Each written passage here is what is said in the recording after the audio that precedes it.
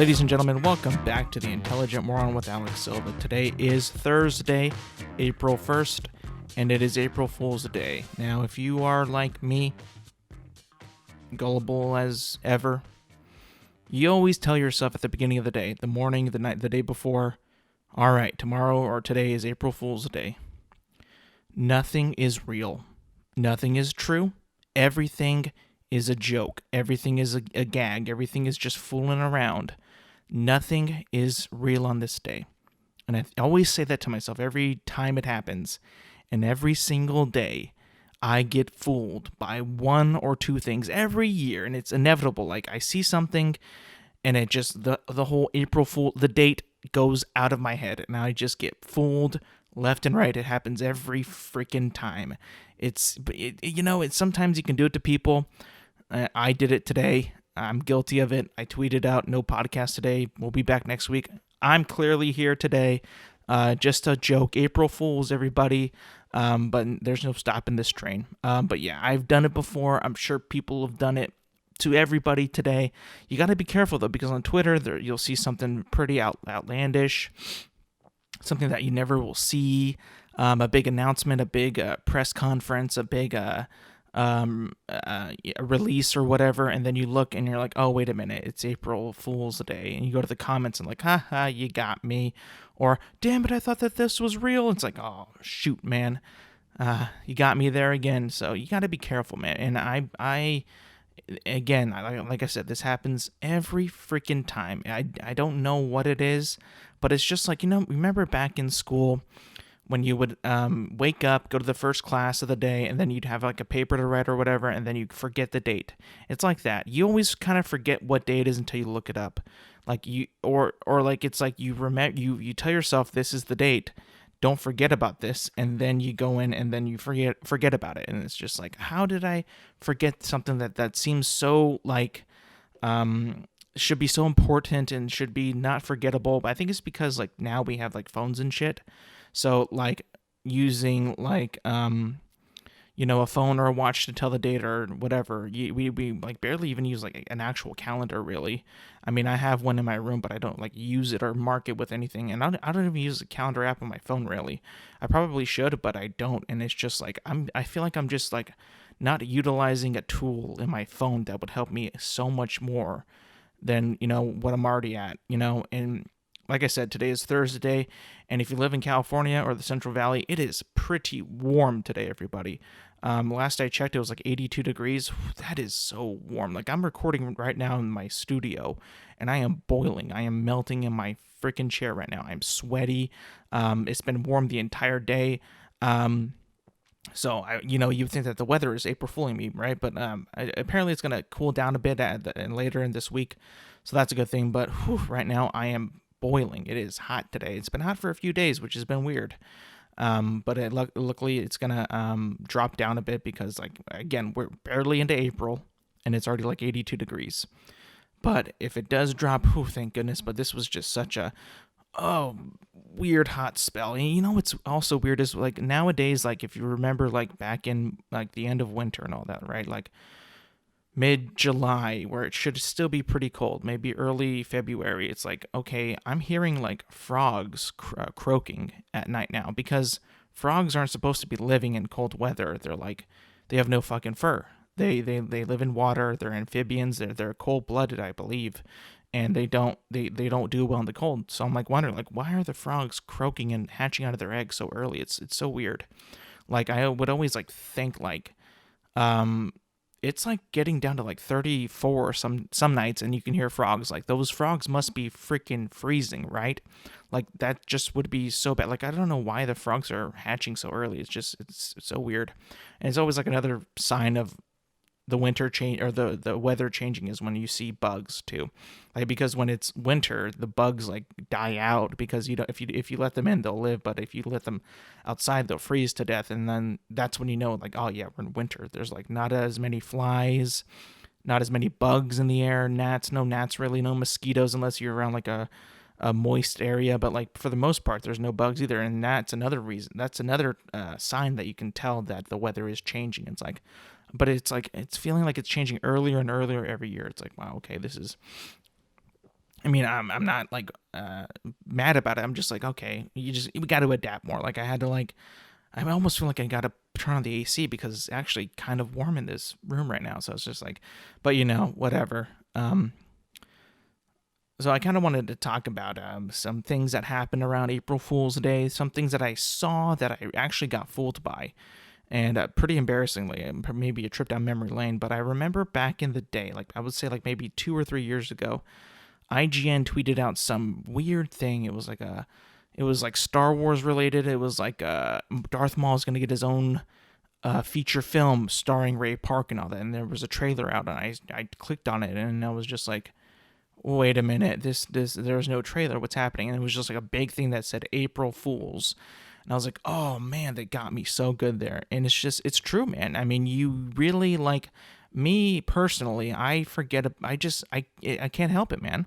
And then earlier this week, now it wasn't done on April Fool's Day, so I guess I kind of believed it more than I should have. But if you don't know this, Michael Strahan, a former defensive back of the New York Giants, and now does a bunch of media with. He does this, football on Sunday football on Fox. He does Good Morning America. He used to do live with Kelly and Michael. If you don't know him, he's got a huge gap between his two front teeth. Really cool guy, really respected guy, nice guy. And the thing is that he's had his entire year he's had this gap between his two front teeth, and everybody was saying like you can you know him from his accomplishments and all that, but you know who that is just by his smile with the gap in his teeth. And then everybody was saying like or not everybody was saying, but people were thinking like, well, you have so much money, why would you not like fix your teeth or whatever? Like, do you want to do that? Do you think like you should do that? And I remember like again, like a couple years ago, he said like he wouldn't fill in his gap because it like made him very distinct. That was like his look. That was his how he was recognized by people. Everybody knew him because of his gap and all that, not just because of his accomplishments, but like you see his face, you know, oh, that's Michael Strahan. You just know. And a couple days ago, he put out a video of him. Like, it was so well done. I couldn't believe it. I fell for it. And not just me, but a lot of people fell for this too. But he did like this whole video, like a kind of like a almost like an iPhone shot thing of his journey from like not having a gap to going to a doctor's office to getting a gap filled in and all that, and showing off new teeth. And he looked so happy when he had it done. And then he acted it very well. I thought it was fully real. Like, I was just blown away because like today he put out a video of him just like wearing a mask, you know, the COVID mask, and saying, you know what, guys, it's not time for my gap to go yet. And he pulls his mask down and his teeth are the same. Nothing has changed. He still has his gap. And I was like, holy shit, bro, you got me good. You got everybody good. You got America good. I've seen like things where it was trending on Twitter. They're like, oh, Michael Strahan played us all for April Fool's Day. And I was just like, damn it, dude, I should have known that. But it was weird because it wasn't like done on April Fool's Day. Because now I'm thinking like, if you're going to pull a prank or something, or if you're going to do a joke, or if you're going to like do something and fool a lot of people, you got to do it the days before April Fool's Day now. Because now if you do it on April Fool's Day, a lot of people, not me, won't fall for it. They know in their heart that this is just a day where people can lie about things and try to trick people. And, you know, some people, I assure you, don't get tricked, know what's happening all the time, and are like, I'm not going to get fooled because I know what day it is.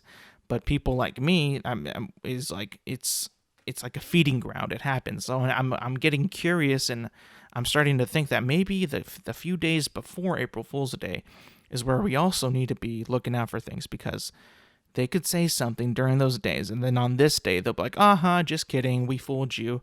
So now I'm like, okay, well, now I got to be on my toes now for like maybe at least a week before April Fool's Day, just so I don't get bamboozled and don't get my heart broken, or don't get like surprised or fooled like that, because I don't like getting fooled. Like, I just feel so silly and so stupid. It's like, oh my goodness, man.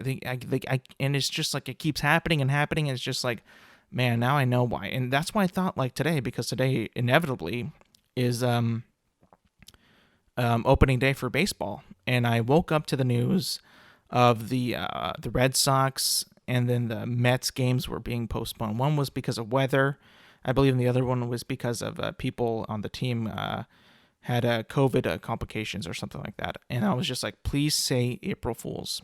Please say April Fools. No April Fool's joke. It was actually postponed because of those legit reasons. I was like, damn it, man. I was like, I can't. Okay, I could not take it seriously. My friend showed me it. He sent me it. He's like, it looks like there's postponing this game. And I was like, nah, bro, that's fake. That's got to be fake. It's April Fool's Day. Turns out it's not fake. I was like, damn it, man. The one thing I wanted to be I knew it for that. I was so skeptical about that. I was like, there's no way that's real. There's no way. It seems too thought out. Also, like, having opening day on April Fool's Day was like such a big like troll move like that. I was just like, oh please, I know that baseball's gonna troll me with the opening day and all that shit. I was just embracing for it. So when I heard that news, I was like, oh, it's April Fool's. No, it's a prank. It's not. It's gonna happen. And then surely not. They were postponed. I was just like, damn it, man. God damn it. And now that we're on the topic of baseball, the Dodgers just played. I was watching them. And I gotta admit to you, I was in really what's the word? I was kind of expecting what happened. We lost, by the way. We lost 5-8. Some base running errors, some wild pitches, some pretty poor throws from some of the guys. Just not seeming locked in. And I know it was game one, the very first game to the Rockies. I don't want to say right now World Series hangover, but today we just looked really dull, not sharp, not alert, not knowing what was going on. In my opinion, we should have won that game like by a lot because we just made a lot of stupid, silly mistakes that put us in holes and we just couldn't bounce back out of. I think I enjoyed a lot what happened with I enjoyed a lot of the players that played. Gavin Lux, who's a new guy, rookie coming up, second baseman now.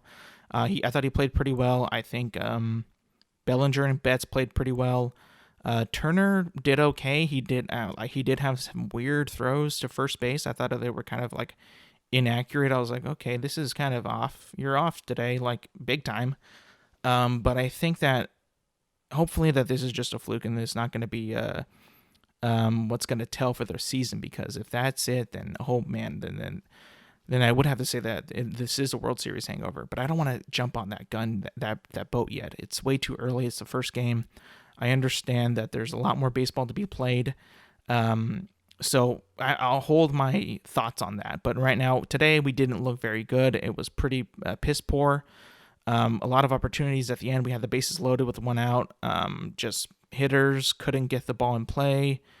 The umpire, the officialing of the game was pretty poor, I would say. A lot of the strike zone was kind of wonky. There was a lot of pitches being called balls and a lot balls being called strikes and strikes being called as balls. So it was just all over the place today. It was just kind of weird. You can tell the umpires were also a bit rusty.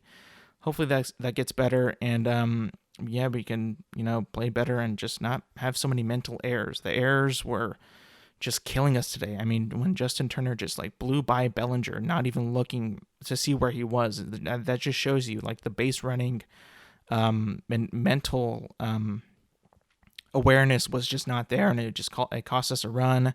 It cost us some momentum, I believe, and just like it wasn't the best we could have played. We played like we were definitely rusty. And I believe that, as time goes on, as we get more into the flow and we get more, the rust is shaken off, I believe that we'll be able to bounce back and actually perform like we are supposed to. And I mean, like the Dodgers, everybody's saying that the Dodgers are the favorites to win the World Series. Obviously, that we're in a division with the Padres, who are pretty good. I'll have to say. I mean, I can't lie about that. Slam Diego is looking pretty hot. They have Manny Machado, Eric Hosmer, Fernando Tatis Jr. They also just got Yu Darvish and Blake Snell, who are excellent pitchers in my opinion. So they geared up pretty good, I would say. And I mean, like the Giants right now, they're not really a threat to to the division or the pennant, really, I would say, but they always play the Dodgers really, really well. And I know that the Giants fans who I know, and I know them, they know that they play each other pretty well, almost too well. Like when they would be like on like the biggest losing streak, or just having like a rough patch of games and all that, and just like when we come into town, we'll have all the momentum and we'll just be halted by the Giants because they play us so damn well. It's so annoying because like they shouldn't be this good, but it's like either they're so good when we meet them, or we just suck when we get to them because we don't take them seriously. I think that's it, because like when you play sports or when you play competition, it's very, very easy to look down on some opponents and say like, oh, we're obviously better. We have the better players. We have the better team. We have the better pitching. We have better everything, right? It's so easy for you to get so sucked into that mentality of like, oh, we should beat them. We're going to beat them because we're better. But I always say in sports, anybody can beat anybody, especially in baseball, especially in basketball and football, and pretty much all professional American league or American sport leagues. Anybody can beat anybody. So I always say like, and I point this out all the time, like you need to take these teams seriously. Like just because they're not like, the record isn't that good or they don't have like the best players, you can't just take the day off and say, oh, we'll beat them. No, because then you look like you're immature. You're not disciplined. You're not able to handle playing a quote unquote bad team. You know what I mean? It's just like you have to show the discipline to be locked in all the time, because if you don't have the discipline, what if you face a really good team that is very disciplined, that is like just like on the ball, they're on everything? That discipline needs to be beaten into you and practice that discipline. That way, when you get to the big games, like the NLCS, the World Series, whatever, you're able to be disciplined enough to beat that team, because likely that team's going to be either better or as good as you. Maybe a little bit not as good, but chances are they'll be pretty even, an even matchup. So like I said before, I'm super critical the way the Dodgers play baseball. Super critical. You've heard me talk about this before, but like I always say, like, and I watch it all the time, and I know you guys need to be good with the small ball. The fundamentals need to click. If you don't have the fundamentals, then I don't even want to be here see you guys complaining about not hitting home runs, not scoring runs, and not being in running position or scoring position. I don't want to hear any of those complaints, because if you don't have the fundamentals down, if you don't play the game, if you don't know the basics, and then you're complaining about not scoring or the team playing badly, I don't want to hear anything that's gonna be like, oh, well, we should have won that game. Well, yeah, you should have, but like you don't have the discipline to do it. And you always rely on the home run and whatever. You don't play small ball. You don't play defense well. You don't take a good at bats sometimes. Sometimes they'll take some at bats, and I'm just like, I'm baffled at the way that they take at bats, because you can have like, you see teams like the Cubs or the Cardinals, or a really, really tough team that the hitters like really just like eat at the pitchers. They really break them down. They really try to figure them out. They don't take bad swings. They don't look at pitches. They don't make any bad decisions or bad swings at the ball. They're very disciplined. They know when to swing and when not to swing. They know the matchups. They know all that. It's just like I hope that changes, and that has changed drastically in this past year, in 2020. It has changed, and it's gotten better every year since Dave Roberts has been there. But it's always been our nagging issue, is smart at-bats and at-bats that matter, that count, that actually give us a chance to win the game, tie the game, whatever, and not just lose every time. That's just kind of like what I think about the Dodgers and why I'm so critical, because I know that they have that potential. You see their lineup: Mookie Betts, Corey Seager, Cody Bellinger, Justin Turner. They have like the best roster in baseball. And when you see them like just not perform, because like I said, I watch them all the time. When you watch them and they're just like underperforming, and it's just like, it's kind of like pathetic to watch, and it's just like, come on, guys, you're better than this. You've got to do better. It's just enough of this horsing around, enough of this playing around. We just got to be more disciplined and more locked in and know the fundamentals, and don't just throw them out of your brain because you're the Dodgers and you're classified as the best team in baseball. Don't throw it out. Don't let that get into your head, because that's just going to be the downfall of us. If you can't get locked in, be settled in, and just like practice baseball and do your craft well, then it's just, we're not going to get there. We're going to have a hangover of a season. We're not going to be there. We're going to be like a fluke, like some teams do after they win the World Series. Like, I mean, obviously, if I can pick out a franchise that after winning the World Series and now at this point is kind of a joke, or a bit of a team that's in shambles and not really knowing what to do with the team that they have, I would say it would be the Chicago Cubs, because when they won the World Series, I thought that they were like a good young team, a good manager and Joe Madden, a good ownership, and a very bright future ahead. But since then, they've kind of been a little bit of a mess, you would say. They've lost some players, they've lost their owner, they lost their manager. So I would say that, yeah, I don't want to be like the Cubs, because that's very, very possible. Like you win the World Series and you get a little bit full of yourself. You make some bad decisions, some bad choices. You let players go. It could happen. It could happen to anybody. It could happen to the Dodgers. It could happen to anybody. So we just got to be careful with that. Looking forward, we got to take it one game at a time. Don't look at, we got to get back to the World Series yet. You're not even in the position to talk about that yet. So put that out of your mind and just stick to one game at a time, and I think that will be good.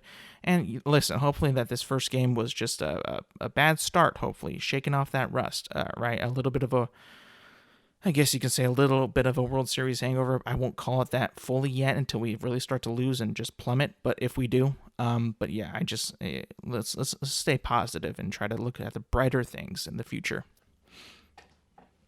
I want to stick with sports, because if you follow me on Twitter this past week and the week before, you might have noticed that I've been tweeting a lot about UCLA. Now, if you don't know, UCLA is one of the final four schools in the NCAA March Madness tour tournament left in. It's UCLA, Houston, Baylor, and Gonzaga. And I just want to say that whenever I tweet, I tweet because I tweet like a Godzilla GIF, and I try to make that resemble UCLA, because again, Gonzaga is a number 1 seed, Houston is a number 2 seed, Baylor is a number 1 seed, and then UCLA is an 11th seed. So when I tweet like that, I'm tweeting like, because they're not looked upon as like a giant in this tournament, but they play like that. They feel like that. I get like this beast that's just there because, like, if you look at what they've been doing, like they beat Michigan State to get into the tournament. They beat this Texas Albine Christian, I think, which was pretty good. They beat BYU. They beat Alabama. They just recently beat Michigan, which to be honest with you, I thought that they would lose, and they probably should have lost that game. But the thing about why I'm simping so hard for UCLA is just because when I watch UCLA play basketball, it's not pretty really, but they're so tough, and they weather the storm so well. I mean, there's been so many times where I thought that Alabama or Michigan were just going to go on a run and just stomp them down and beat them up. I thought that so many times, but you look back at those games and what happened. It happens in every college game, right? The one team will just go flat for like 5 or 7 minutes and not score a single point. It's crazy when you think about it, but that's exactly what happens. They don't score a point, and then usually that team that makes a run is sort of behind before that, so they kind of like claw back a bit, and then usually that team will lose the lead, and then they'll end up winning. But UCLA, for whatever reason, they just play so good. They weather the storm so well. Hey, like they'll know, hey, we're in a bit of a slump right now. We can't really seem to score, but we're not going to let them take the lead. We'll play defense. We'll be chippy. We'll be scrappy, and we won't let them have easy buckets. And every time they do that, they end up winning the game. Happened with Alabama. Happened with Michigan. Both games I thought that they would lose because obviously their competition was quote unquote better.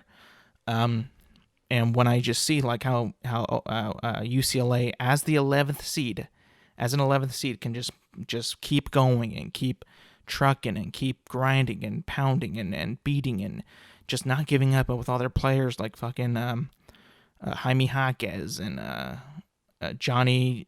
I can't remember his name, but they have such good good players. They know what to do. They make very smart decisions with the ball. They make good shots. They make good passes. And their defense is just so good. So yes, if you've seen me on Twitter simping hard for UCLA, just know because they're the 11th seed, and they really aren't supposed to be there. Now, if you think about it, who's left? There's 2 number 1s and a number 2 seed. Those teams should be making it to the Final Four. They should be. The number 1 seed in college basketball is usually the best school in that region or whatever, and they likely should be making it. And what I like about the UCLA is that they're not. They're the 11th seed. It's so unpredictable, and it's so unscripted that when it happens, I'm like, yeah, I like this. I love this. This is so cool. So yeah, it's kind of like a thing where like it's so unexpected and it's so fun that you just want to keep it going. So when I was tweeting the Godzilla gifs, it was because it's so unexpected for UCLA to keep winning, and nobody thought that they would make it because before the tournament they lost 4 straight games. They had to play Michigan State. Nobody thought that they would beat them. They did. And then now they're just on this winning streak, and you can just see like with the coach and the players, they're so bought into each other. They've grown together. They have a great team, and it's just like I want to keep saying that because they're shocking people. Like I see everybody tweeting and posting about how Michigan was going to beat them, how Alabama was going to beat them, and then no, they didn't beat them. They UCLA did, and it was just like, yeah, man. Everybody's saying like UCLA shouldn't be there, or they're a Pac-12 West Coast team. We shouldn't be taking them so seriously. But then it's just like, wow, you guys like really like just diss on the Pac-12 and West Coast basketball. Like being on the West Coast, I like UCLA doing well because it's like represent the West Coast. You know what I'm saying? So like I feel like it's also another big thing because like you're underestimating an entire conference. I mean, before the Final Four, there was in the Elite Eight, there was UCLA and USC in the Elite Eight, and I believe Oregon State too. I can't remember, but so many Pac-12 teams, and again, none of the teams that should be there: Michigan State, Duke, Kentucky, North Carolina, all not even in it. So like when you see this, it's like again because it is a COVID year. Some teams should be in it that aren't in it. It's just so weird. Like, I never would have expected Alabama to be this good. I never would have expected Baylor to be this good. So it's just like, it's nice to see something that is just so, in the end, not as predictable, not scripted. It's just fun to see that because I gotta admit, like, for the past like couple years, NCAA tournament is just like, who's gonna beat Duke? Who's gonna beat North Carolina? Who's gonna beat Kentucky? Now I know Gonzaga's kind of like at that level now, but like they're not as like Kentucky or Duke, right? So like I enjoy seeing that. I enjoy seeing unpredictability. I enjoy the unscriptedness. I enjoy that so much, and I just want UCLA to keep going and shocking people and putting these other schools on notice that they're not a joke. You shouldn't take them as a joke. And I remember saying like, okay. I know that they beat Michigan, and I fully think that Gonzaga will beat them. I mean, I know they beat Alabama and Michigan, but there's something about Gonzaga that they're just so good at everything that they do. They almost play like a really, really good, really, really bad NBA team. Like they play good enough to beat a couple NBA teams, I think. Maybe not, but like they play good enough to at least compete with an NBA team, if that makes any sense. They're one of the only schools that I've seen highlights of that can make an easy three almost automatically, or not an easy three, easy layup almost automatically, because like there's so many times in like that game with Michigan and UCLA where it was just like easy layup and they can't make it. It's just like, wow, bro. I mean, like, again, the quality of the basketball is not there, but the drama and the storylines are there. So, if you're watching the tournament for basketball quality, you better stop, because you're not going to get that much. Maybe with Gonzaga, but like other teams, I don't think so, because that's not what it's about. It's about surviving and advancing. That's what it's always been about. And if you enjoy that drama, that's what it's for.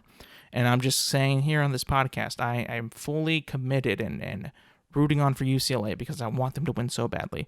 Because we have to think about like the blue bloods of the NCAA basketball, men's basketball. Who are they? Duke, North Carolina, Kentucky, Kansas, sort of. But everybody forgets that who has the most NCAA national championships? It's UCLA, bro. They have the most ever. I think they have 11. And I believe that the next school beside that has like maybe the second amount is probably Duke with 5. I believe it's Duke. I could be wrong, but I know Duke has 5 with Coach K. But UCLA has 11 all time, and I know that they haven't won one in like decades. But still, I mean, you can't count them out. They are the UCLA Bruins. They have a basketball legacy. Now, I agree that it hasn't really been at the highest level that they want it to be.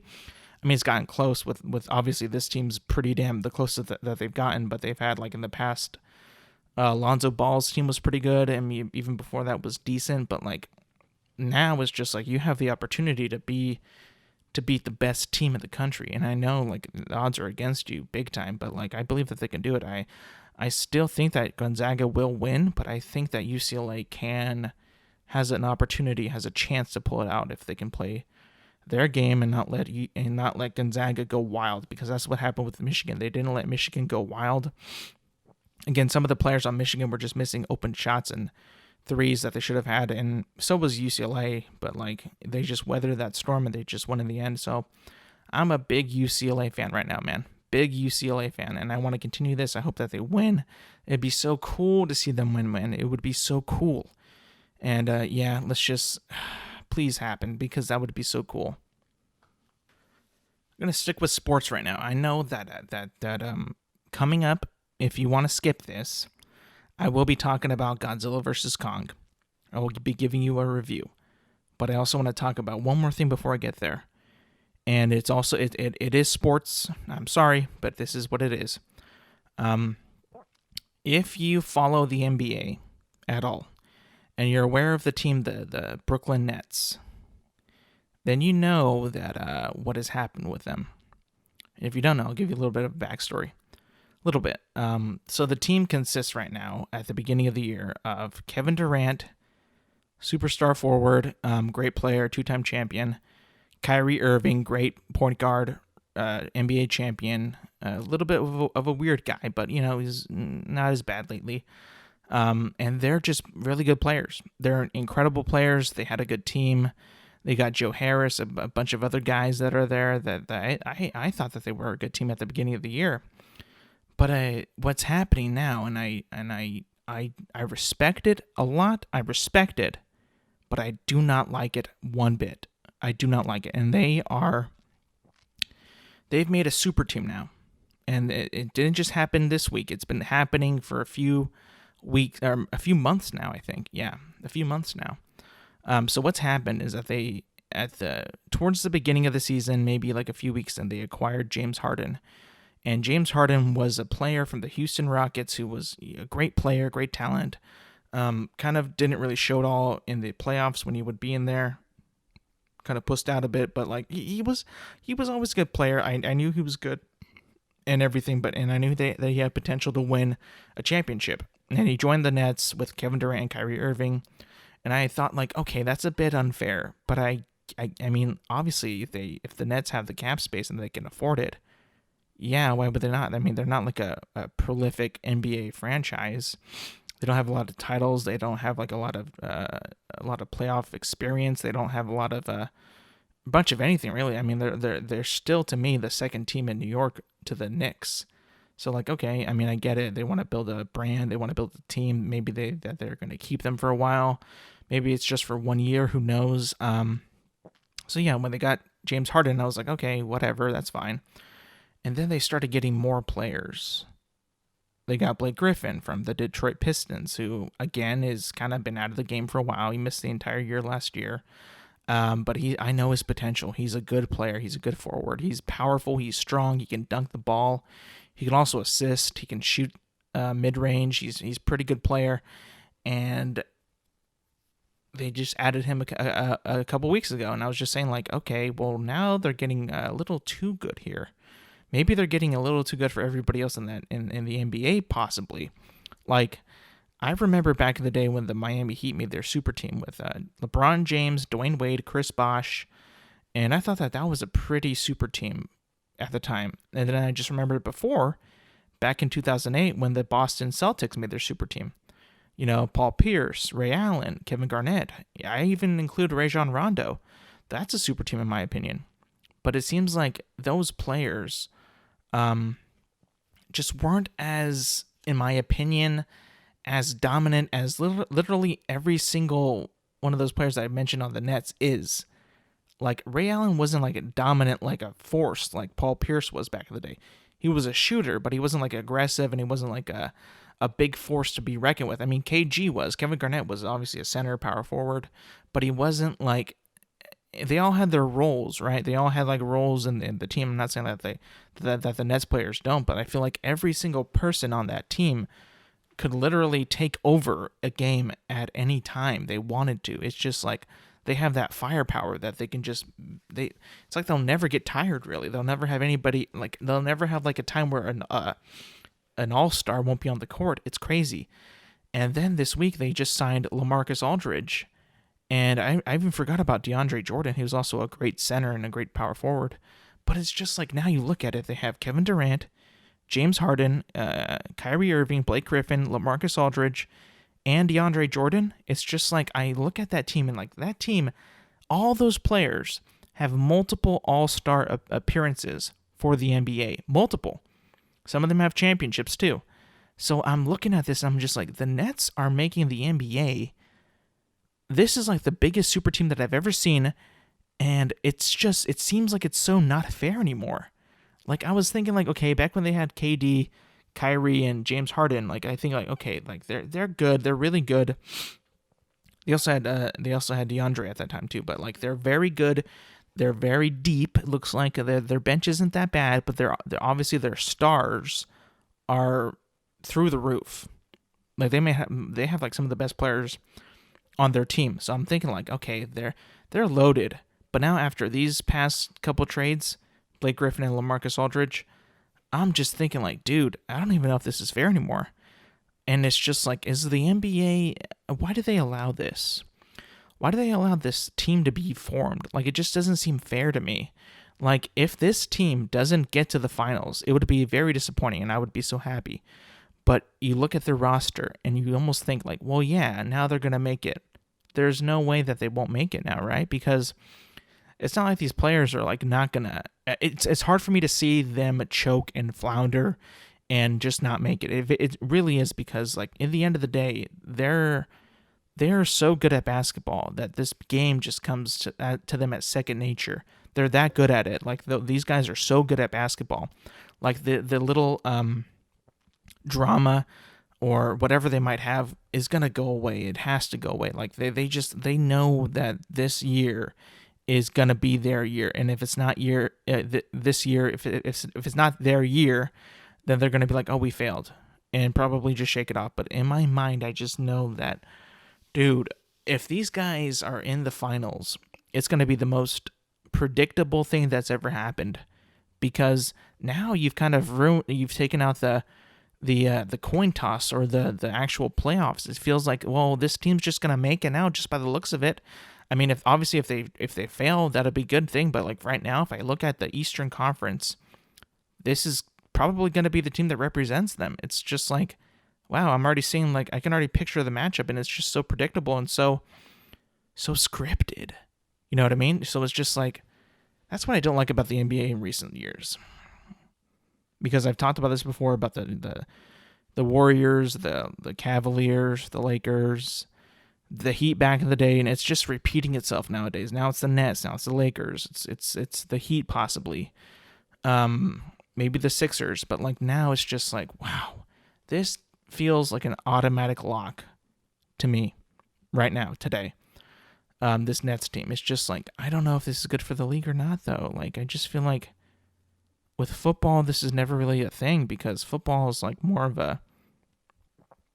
there isn't really any super teams really. I mean, I guess you can say that the Bucks are kind of a super team because they have so many good players, but like that might be like the only one. Like it's just like it just seems so manufactured. It seems so that's making the NBA more and more predictable and more like this is their thing. They make the next super team. They got to build a team that everybody's going to like, even if you don't like the NBA, you'll root for them. It's just like, wow, man, this feels so forced. Like I said, manufactured, and I don't like it, man. It takes all the teams out of it. It feels like it's not a league when anybody can beat anybody, and like a game that matters, really. It just seems so scripted now. It just seems so predictable, and it's just like whenever you turn on SportsCenter, it's like all they talk about is the Nets now. It's just like, wow, okay. Before it was the Celtics, then it was the Heat, then it was the Lakers, now it's the freaking Nets. So it's just like, oh man, enough is enough. Like, and I know like the Lakers just got Andre Drummond, but like, I mean, LeBron's out, AD's out, so it's just like he's like the last lifeline. And let me tell you something, like the Lakers bench is not very good either. I mean, like I remember back in the day when they drafted Kyle Kuzma and seeing him play as a rookie and with Lonzo Ball, and I knew that Lonzo was not as good, but Kyle Kuzma was pretty good. Ever since LeBron came and ever since AD came, his quality and his I feel like his production has just dropped big time because you never hear about him anymore. Like back in the day with Lonzo Ball and all them, he was like the leading scorer. So it was just like, yeah, he's putting in the work and he's doing it because he's like the best player on the team. But now that LeBron and AD are there, he's just not even there anymore. It's just like, it's crazy now because like it's like they don't even care. Like what happens? What's gonna happen if all those players on the Nets, if they're like they can potentially all be on the court at the same time. Maybe I know I mentioned 6, but like they can shift that lineup around a lot. So like I see like none of those players being like wanting to play on the bench really. Maybe one obviously, but like I don't see like a lot of them being on the bench. So, I mean, like, pretty much what I'm looking at is, like, the best team in the NBA now. So it's just like, yeah, I feel like we've already got the NBA champions right now. So it's like, I don't know if I need to watch the rest of the season now. And I know that the NBA has been doing this a lot, but this time it just feels so obvious and manufactured. And I'm just like, yeah, no, I don't know about this. It's a shame because I don't know why that they do the super team thing.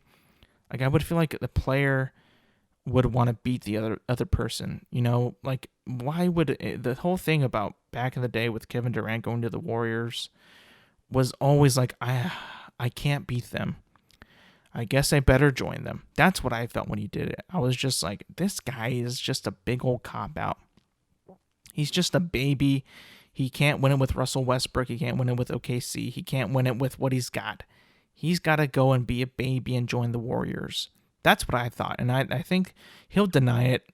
Of course he will. He'll deny it, but in my true belief, in all my being, I believe that he joined them because he simply could not beat them, and he was tired of getting beaten by them.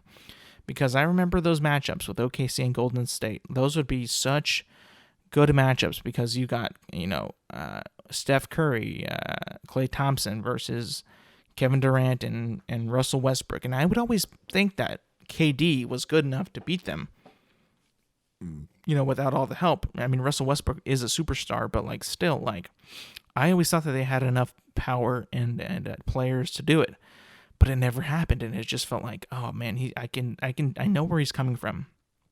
He's getting older. He's playing a lot of basketball. He's been wanting to get this championship for a long time. And it's just not working. And I understand why he would do it. But in the end of the day, I'm always going to say that guy's kind of a baby and kind of a sellout for joining the Warriors. It just you can honestly tell that when he was going to leave and when he signed with the Warriors, it's just like, wow, he doesn't even care how this looks on him. Like when I saw it, I was just like, this guy just simped for the Warriors. Like this is so obvious, man. And of course he'll say, no, it wasn't because that's not the reason why and whatever. But I'm just like, no, bro, look at it. It's so obvious, man. It's just, that's what you did. I know you're not going to say it and I don't expect you to admit it or whatever. But I just, look, okay. Whatever. Do whatever you want to do. I'm not going to hate on you for what you want. You've got 2 championships with the Warriors. You did a good thing. You helped out Steph Curry and Klay Thompson a lot. I know you were out of it for like the last one, I think, but like still, you still earned it technically, and whatever. I'm sure you enjoyed your time there, but I still think that at the end of the day, you did that because you thought that there was no other option but to join them to beat them, or to not even beat them, just to join them because you couldn't beat them. I get it.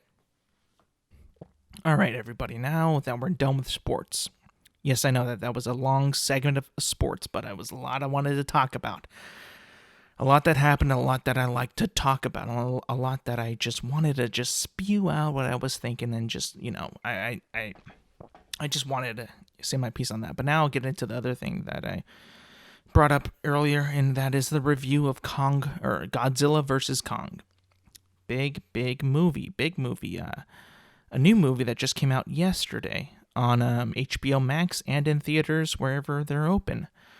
Little bit of a back story of what I think about Godzilla and the MonsterVerse right now. So, if you don't know this, that this is going to be the fourth movie of the ongoing Warner Brothers MonsterVerse, which includes Godzilla 2014, Kong Skull Island, Godzilla King of the Monsters, and now Godzilla vs. Kong.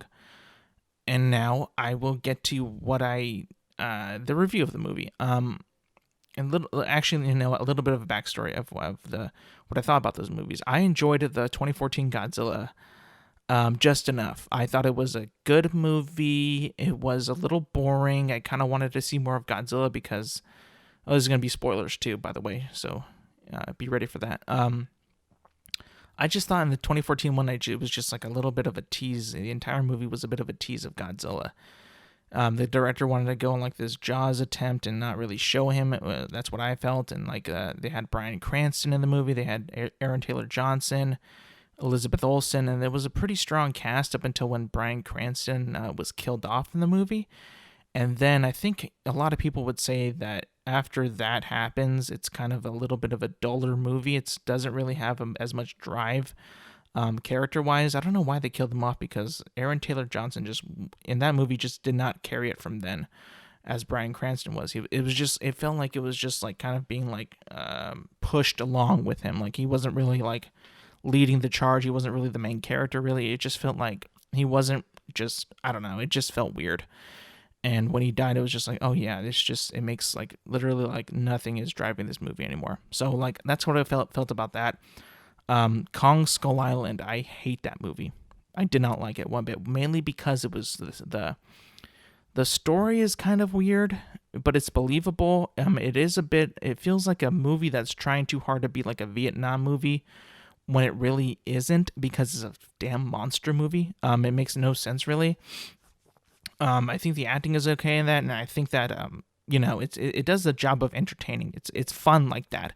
But it's also edited pretty weirdly. It just kind of disjointed. It's kind of I don't know. It just kind of like just makes me like not want to watch it when I see it, because the editing is so blatantly aggressive and obvious, and it's just like I didn't like that much about it. And King of the Monsters was the latest one in 2019. I said when I first thought that it was a cool movie, and that was it, because the story in the movie, and I know that you shouldn't really follow the humans in these movies really, but if you make the human part in the movie like the majority of the movie, how can you not just follow that and not just be wanting to be engaged and wanting to be like rooting for any characters? Because like when you look at that movie, the characters, the story is so freaking stupid, and it's the majority of the movie. It takes you out of the movie, in my opinion. I was just like, none of these characters are cool.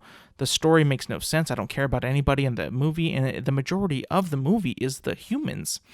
So when I see it on screen, I'm just like, oh man, like the human story is just so bad, and it's so weak, and it's just so, I don't care about any of these people. And it's just like, let's get to the monsters already, because that's the coolest part.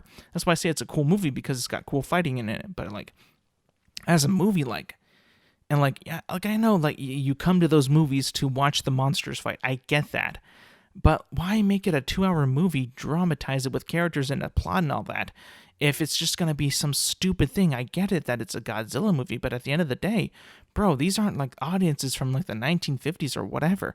We audiences nowadays are so much smarter. They want more better plots, we want better characters, we want better this. We don't get fooled as easily as we did back in the day. So what I'm saying is, like, you can't just make a stupid brain dead character movie with humans if it's the majority of the movie and just have like a little snippets of monster fighting in the middle, and at the end it's just like I didn't get it. I just was like, this can't be serious. This isn't working. The characters just don't work. It doesn't flow right. So I was just not a fan of that one, and it was just like, it's cool. Like I said, it's a cool looking movie. It's got cool monster fights. It's got cool effects. It's cool, but it's other than that, that's it. I didn't think it was good. I know I'm in with my friend group. I'm in the minority. I get that, but I was not impressed. It was just okay for me. I wouldn't recommend it really if you don't like those movies, and it's just like, what do you want to watch? I wouldn't recommend it, but like, it is what it is. It's not the best. It's not the worst. This newest movie, though, knowing what I had already known from the previous movies especially the very previous one, King of the Monsters, I was a little nervous about it because I really didn't want it to go the same way as King of the Monsters did, because I just was like, I don't want to see that again, man. I don't want to see that such a stupid story with dumb characters and a dumb plot and something that I just didn't care about. And I was actually kind of, I was surprised, actually. I really dug the Godzilla vs. Kong. I really liked it. Mainly, I think, because, for one, the action, the effects, and the monster fights is really, really good in this movie. Really good. Surprisingly good. I mean, like, if you've seen the previous movies, like, the majority of the fighting is in a dark, it's dark, really. It's dark, and you can't really see much. And it's just kind of like bleh, dark and shadowy and all that. And you can't really see, like, the monsters, like, bodies or what they're doing, really, sometimes. And the way it's shot, too, sometimes they take a perspective that's, like, a little too, like, on the ground when you can barely see the monsters. And, like, I get that it's realistic and that was okay at the very beginning movies, but now I just want to see them in full shots of their, them fighting and all that. I just want to see that more. And this movie does that, and it does it pretty well, because not only are they, like, full body shots now of the monsters fighting, but, like, now it's better lit. It's in day. You can see what's happening. You can see the effects don't look as bad. They look better in a way. Some of them are at night, but some of them are in the day. But in the night, when they do them, they have it's lit pretty strategically. So this is going to be a bit of a spoiler, but in one of the fights in the movie is it's in Hong Kong, and the city is lit up with these neon lights and the neon buildings, and like, yeah, they're fighting in that. But it's so cool because it kind of reminiscence a bit of like what, like, how Godzilla would have attacked, like, Japan or whatever. It's very nostalgic. You kind of get that nostalgic feeling of him, like, attacking, like, an Asian country or an Asian city, preferably like Tokyo back in the day, but in this case it's Hong Kong. But it's cool to see that, because it's just like, in the previous movies where they battled in San Francisco and Boston, and it was just like very, dark and all that. It was just like, okay, we've done 2 American cities. Let's move this on to the roots. Let's go to Japan or, Hong Kong, for instance, in this movie. And I thought that was just so cool to see, and it was just really well done. And I thought that it was just like, it wasn't like a pain to watch, in my opinion. It was very fun to watch. It was very exciting. It was very cool. It had a different feeling to the other movies. It felt like more of like you're actually watching people fight instead of like just these big colossal monsters. And I get it, like, there are big giant monsters and all that, but like at the same time, I kind of wanted it to change it up a bit of how they shot it, they filmed it and all that, and I just thought that this way was a lot better. And now let's get into the story, though. This will be a little bit of a spoilery, but I will try not to do it too much. So I think if you've seen the trailers and you've seen marketing and you've seen promotions of this movie, you should probably get the feeling that King Kong is going to be the main, character in this movie, the main protagonist. And he is, and it's done very well, because it's done in a way that if you've ever seen a King Kong movie, you might kind of have a little bit of an idea of how they're going to do it. but they put it on a little bit of a twist, and this twist that they do it, I think they did it pretty well. I enjoyed the relationships with the characters with King Kong, and I enjoyed that they did it in a not so on the nose way, what you might have been exposed to in the past, but they did it in like a smart way that seems believable, and it gives a little bit of a backstory on Kong and what he's like, and like, because in the end of the day, King Kong is an ape. So if like you if you've seen like Planet of the Apes or any movies like that, there's always like this connection between apes and humans. So that kind of translates into this movie with some characters, and I thought that was pretty cool because,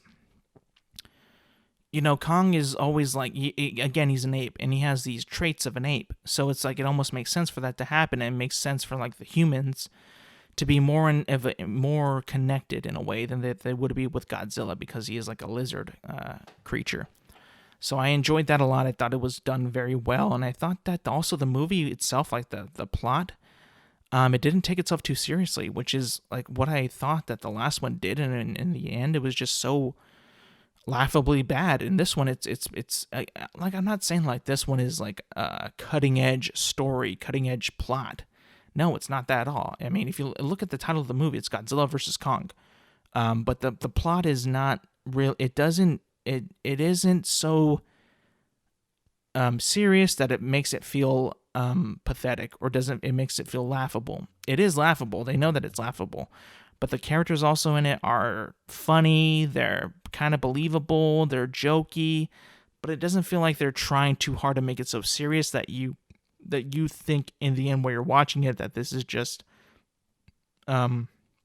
silly. You don't get that. You're not laughing at the movie, you're laughing with the movie and how silly it is, because it is silly, but you're not laughing at it. You're laughing with it because it is silly, but you're enjoying it.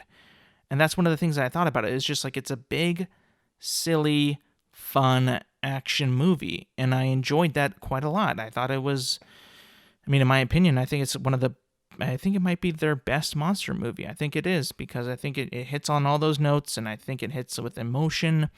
It also expands on the lore, it expands on the world, it expands on the what's happening. It just, like, in some of the characters that they had in King of the Monsters, like for instance, Millie Bobby Brown and Kyle Chandler, they're back in it, but they have to bridge their story within the new story with the other characters. I think that they did that pretty well, and they made it so like that they had actually things to do in this movie, and not just kind of write them off and do nothing, because like you kind of do have to take into consideration that this movie kind of ties in King of the Monsters and Skull Island in a way, because you kind of get a bit of Godzilla's story of what he's up to, and you get some Kong things. And I think that they were able to bring them together in a pretty decent way that isn't, like, again, like I said, laughable. It's actually, you're on a pretty cool, fun ride. And I thought that was pretty good, man. I enjoyed it. I was surprised because like I said, I did not enjoy the last one. I thought it was kind of laughable. But this one, I was able to buy into it, and I had, like, very low expectations, I think. The last one I kind of did have quite a bit, but this one I saw like one trailer, and that was it. I just saw one because I didn't want to see too much of it, because I knew that the movie was being delayed by like months because of the pandemic and all that, but I was just like, I don't want to see anything about this movie. I just want to wait till it comes out and then watch it. And I think if you're doing that, if you've done that already, and I think if you've been keeping up and not trying to get spoiled, you'll have a fun time with it. I think if you overthink it and you're thinking too much about the plot or the characters or what they're doing, because again, it is about big giant monsters and fighting in cities and destroying cities and all that. So if you think about it too much, you won't enjoy it. If you just watch it for the fun of it, which you should be doing with these movies, and if the plot, again, like with this movie, it's not trying to force it on you to try to be so serious and try to make it believable. If you take all that into consideration, you should be having fun with it, because I certainly did, and I did not expect to at the end of the day. And I know, like, I watched it with my brother and one of my friends, and I liked it the most out of the both of them. So you can take my advice, you can take my review with a grain of salt if you want. If you enjoyed King of the Monsters, I think you will enjoy this. Again, I think it's got enough monster fighting. It's got a lot of good action. It's got a lot of good world building on the world that they've established. I think you'll like it because I think it does quite a good job at progressing the MonsterVerse and what is happening with all that. I think it does a very good job. I think they have some pretty interesting concepts that they're also trying to build building blocks for, but I think it's really good. I think that you will enjoy it. If you didn't like the King of the Monsters, you probably won't enjoy it, or you might, like me. Who knows? But I would give Godzilla vs. Kong a 7.9 out of 10. It definitely did better than I thought it would. I was surprised that I liked it as much as I did. Now you might say like, oh, a 7.9. That's not like a 10 or a 8 or a 9. But you got to think about it like this. The 10 is a perfect film. The 9 is an amazing film. An 8 is a great film. 7 is a good film. So it's like a really good movie. So 7.9 for me in my rankings is just below great. So if you see that and you're like, oh, 7.9, that's like a C. Well, that's in my grading scale is a 7.9 is really good. So take that with what you want. Take it how it is, with a grain of salt, whatever. I think it's a really, really good movie that you'll have fun with. I thank God because like it was so cool to finally see a new movie that was supposed to be in theaters, or that is in theaters, but is on HBO Max. I thought it was it's so worth it. It's such a fun movie, and I do wish that the theaters next to me were open because, again, if you have the chance or you have an opportunity to watch it in IMAX, I implore you to do it. Again, that is if you feel safe and you're willing to go to a theater. But it's so good. I wish I saw it in IMAX because I could see how this plays into IMAX and how it should be. Now, I have a pretty big TV and I have a sound bar, but I know that it would be so much better on an IMAX screen with an IMAX theater with the speakers and all that. I know that would be better. So if you can do it, do it. But if you can't, it's on HBO Max for free if you have a subscription. Again, if you want to check out that movie, go ahead and do it. I think I did a okay job with not spoiling too much. I think I just said that one of the fighting was in Hong Kong, which I think if you saw the trailer, you kind of got an idea of that because it's kind of prominent in the trailer, but I didn't really spoil too much of the main points. I know that there were some spoilers that you should avoid that I have not said about. So if you are planning to watch this movie, do not go online and before, because the payoff for what I saw, yeah, it was a good one. It was a good payoff. I enjoyed that. I'm so glad that I didn't look up spoilers and I only watched the first trailer and that was it. Because I was talking to my brother and my friend after, he was saying like, yeah, that was in the trailer or one of the trailers. So I was just like, why would they put that in there? That'd be such a cool reveal in the movie. But other than that, nothing really to report on. It was a good movie. It was solid, fun, cool movie. Avoid spoilers. Avoid them. Do the best that you can. I enjoyed it. Again, I give it a 7.9 out of 10. And that's going to be it today, man. Thank you for listening. Thank you for watching. Again, you can find me on Apple Podcasts and on Spotify. If you want to watch on YouTube, you can find on YouTube. Again, you can find all the things, the podcasts, the videos at Intelligent Moron with Alex Silva. Thank you for listening, and I hope that you continue to rate and review on Apple Podcasts. That helps so much. That does a lot for me. That lets me get some feedback, get some reviews in, because I believe to this day that the only site, the only platform, the only provider that, where you get your podcasts, the only one that does rating and reviewing is Apple Podcasts. Spotify, I've not seen that one bit. And I haven't seen SoundCloud or whatever. It's just on Apple Podcasts. So if you can do that, I would greatly appreciate if you would like, subscribe, rate, and review. And thank you for listening. Thank you for watching. And I will see you back next week.